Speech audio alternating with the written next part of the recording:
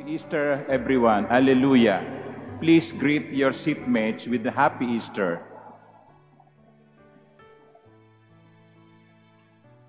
My dear brothers and sisters, let me begin my reflection this morning with the first sentence of the Gospel.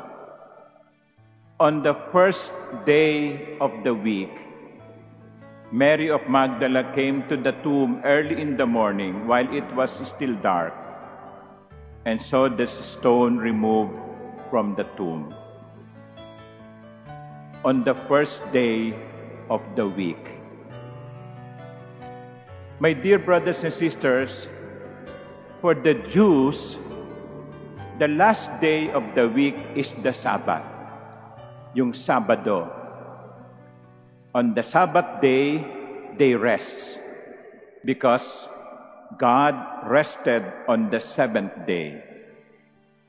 But the Lord did not rise on the Sabbath day, but rather on the day after the Sabbath, which is the first day of the week. Ang Panginoon ay muling nabuhay, unang araw ng sanglinggo. Araw ng linggo. Kaya tayo nagkakatipon-tipon sa araw ng linggo para ipagdiwang hindi ang Sabado ng pagpapahinga, kundi ang araw kung saan ang Panginoon ay muling nabuhay. Jesus did not return to the old one. Even his rising was not a return to the old body. Nabuhay siya, pero yung kanyang muling pagkabuhay ay hindi pagbalik sa dating katawan. Kaya nga, sa mga darating na araw, maririnig ninyo yung salaysay ng pagpapakita ng Panginoon, madalas hindi siya makilala. Hindi siya nakilala ni Maria Magdalena na pagkamalang hardinero. Hindi siya nakilala ng kanyang mga alagad. Hindi siya nakilala ng dalawang alagad na naglalakbay pauwi ng Emmaus, sapagkat ang kanyang katawan ay hindi katulad ng dati. Si Jesus ay nabuhay, pero hindi siya bumalik sa dating anyo. Ang ipinagdiriwang natin ay hindi resuscitation. Yan ang kuminsan nangyayari sa atin, nahilo, nag-collapse, pinaypayan, no? Kasi namumutla. Pagkatapos ng ilang sandali, nahimasmasan, nagising. Hindi ganoon na nangyari kay Jesus. Siya'y totoong namatay, pero hindi siya bumalik sa dating anyo at dating katawan. Some theologians would call this mystery the glorious body. Niluwalhating katawan. So sa mga katwid, dito sa unang pangungusap, sa araw ng linggo, unang araw ng sanlinggo, ipinagdiriwang natin hindi ang pagbalik ng Diyos sa dating kalalagayan, kundi bagong buhay. Hindi na dating gawi, kundi bagong daan. Hindi tayo dating daan, tayo'y bagong buhay. At yan ang importante na maalaala natin na tayo ay inaanyayahan ng Diyos hindi para bumalik sa dati, kundi para sumulong sa panibagong anyo ng buhay.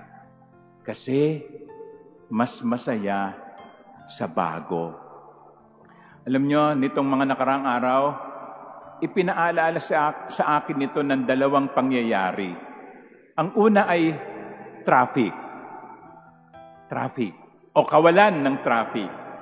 kung nagbibiyahe kayo noong Biyernes Santo o kahit na Huwebes Santo ng gabi o Sabado ng umaga o madaling araw, walang traffic sa Metro Manila. Pwede kang humiga sa EDSA. Kaya nga minabasa ako sabi sa Facebook, walang traffic ngayon sa Metro Manila. Huwag na kayong bumalik. Masaya na kami. Diba? Yung mga nagpunta ng probinsya, no? Sabi, huwag na kayong bumalik. Masaya na kami dito. Kasi talaga masaya. You know, it shows that the problem of Metro Manila is congestion. But that will be another topic for another homily. No? Pero yun nga, masaya. Huwag na kayong bumalik sa dati. Ang ikalawa ay yung confession. Alam nyo, nung Huwebes Santo, hanggang alas 12 ng hating gabi, nagpapakumpisal kami. At kahit na Biyernes Santo, hanggang gabi, may nangungumpisal. Alam nyo, marami naman sa mga nangumpisal dyan hindi mga taga rito Yun yung ayaw mangumpisal sa kanilang parish priest. Kasi mabobosesan. Di ba? Kaya dito kayo nagpupunta sa katedral para dito mangumpisal.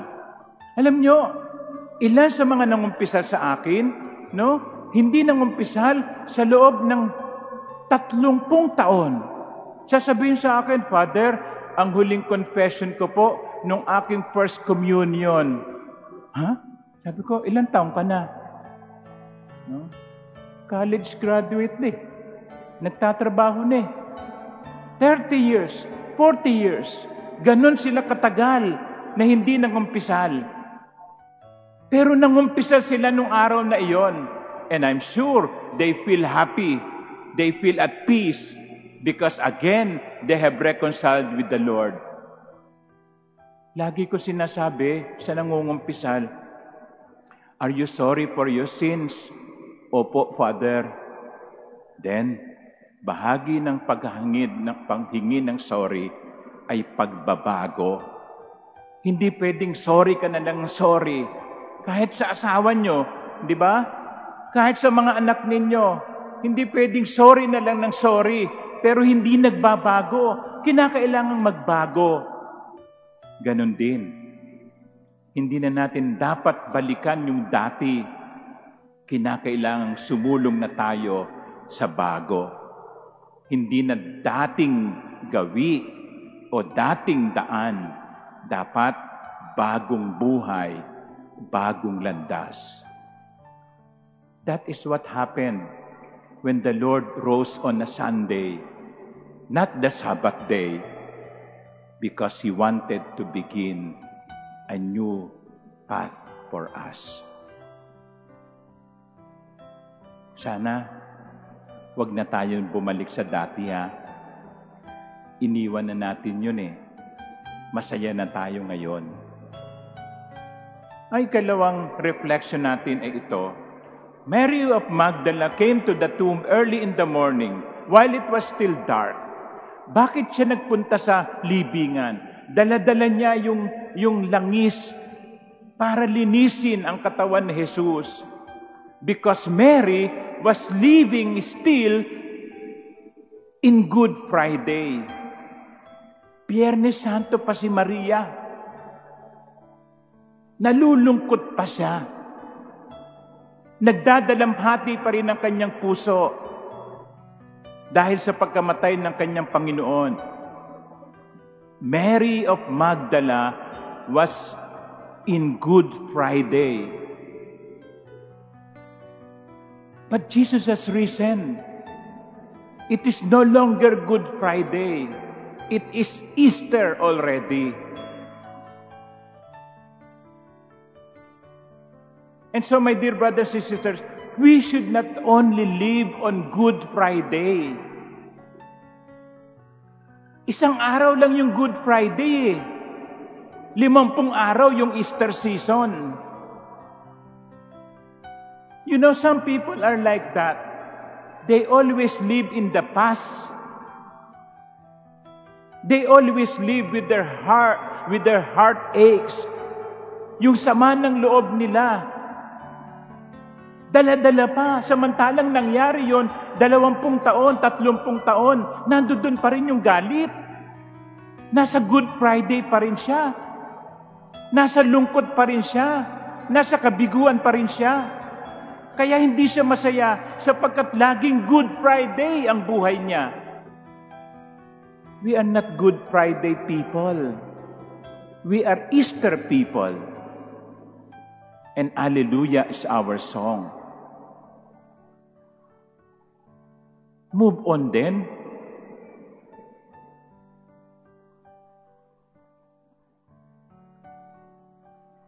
Kasi pinahihirapan lamang natin sarili natin kung lagi tayong bumabalik sa nakalipas at pagkatapos gugunitain natin yung mga sakit. Babalikan nyo yung ex nyo. Pakawalan nyo na yun. Makakakita din kayo ng bago. We are not living in Good Friday. It was only one day. We are supposed to live on Easter, which is 50 days. Now, hindi ko sinasabing lahat ng araw masaya. Pero, let us be positive. Now, nung during the height of pandemic na nakakatakot maging positive no? Okay? Iiwasan ka But be positive in the thinking, in the attitude. Mas masaya ang buhay kapag positibo ang pananaw. Hindi laging malungkot, hindi laging may sama ng loob. Kaya minsan yung mukha natin nagiging mukhang Biyernes Santo Dapat ang mukha natin ay mukha ng linggo ng muling pagkabuhay. Masaya itong araw na to sapagkat gusto ng Diyos na tumahak tayo sa bagong landas. Masaya din ang araw na ito sapagkat gusto ng Diyos na tingnan natin ang buhay hindi sa liwanag ng Biyernes Santo, kundi sa kaligayahang dala ng linggo ng muling pagkabuhay.